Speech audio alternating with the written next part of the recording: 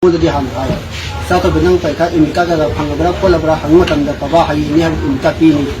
Aini nasi makan imika tu jelas tapi kita imika tu pini kol harus kaba imika pini imika panggabra pini hari. Asuk kau itu macam tu dah hafta amat hama kai man imika panggabra macam tu dah nasi kata imika panggabra di mapa moina. Awal sebelum nuai. Asuk kau mama mapa kau ni sahabat tak patung bakang dan makai isap kai desoi kita ke. Pasal adu hai betul pasal tu pini nak kau dan kau dah biri. Aduga isagi dum to wara pun sida so padana tum makai sa makai ta hangda makai isa du wa kan ko narga waza amada mama mapa kai isa ji waza amada sinara da mogi na sa wara bere no so no to so da sinara bani ko no to sibi ko ai madam da ngasi bu isa da ji hajar mai tawo jama da ngasi mo da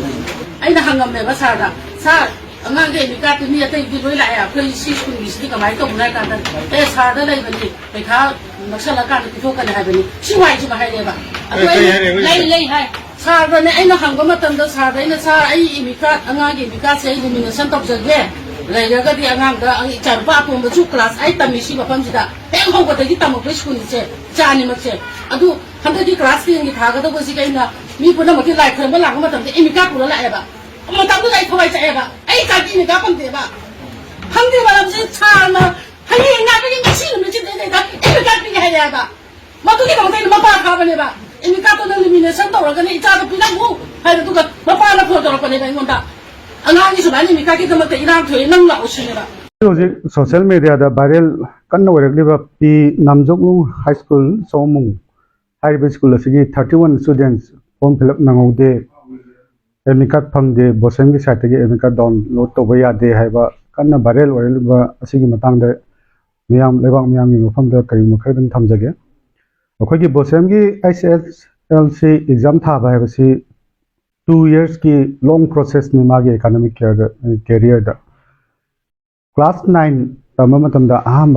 class 9 का class 8 पास हो मतुंग दा class 9 का कोई registration है process में लई registration के 2025 की परीक्षा था गे हाइतादी 2023 दा रजिस्ट्रेशन नंबर मा वोटर रजिस्टर तोगदबन हाई रिवे स्कूल असिगी रजिस्ट्रेशन नंबर अमता वोटर रजिदे 23 दा क्लास 9 माजे प्रमोशन एग्जाम प्रमोट तौरे क्लास 10 दा देन 2024 दा एनरोलमेंट नंबर हाइबा उम लाई क्लास 10 गी अदु जोम त लाइते 9 रजिस्ट्रेशन तौदमिना 24 रजिस्ट्रेशन एनरोलमेंट तौर मतुंग दा 1 year सही तम मतुंग दा फाइनल मोगे स्कूल के एनुअल एग्जाम तौर मतुंग दा मोगे इंटरनल असेसमेंट मार्क 20 हाइबम लाई स्कूल न थागलकदबा अदु जो अकोइदा रेकॉर्ड लाइबा नति अमता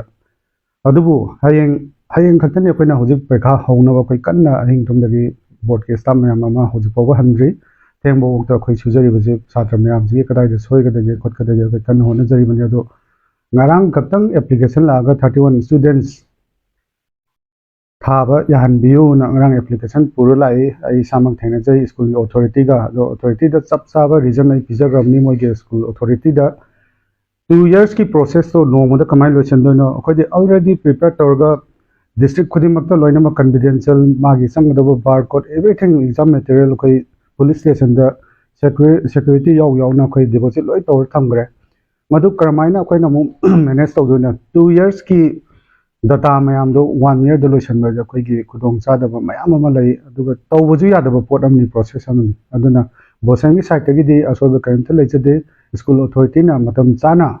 सबक लोखत पिदबदगी छात्र जिंगी कैरियर मांगमनी छात्र जिंगी कैरियर मांगबगी दमतदि अखोय यामना नुवाइतब फावजै अदुबु अखोयगी बोसेंगी साइट दि लोखतपम थोपा मतंग चान चान लोखतपनि ना स्कूल अथॉरिटी गी लाफ्स लेगिबदगी सेगी सोशल मीडिया दा वायरल ओरपनि हाबसे आई मिया मांगदा सेंदोक्से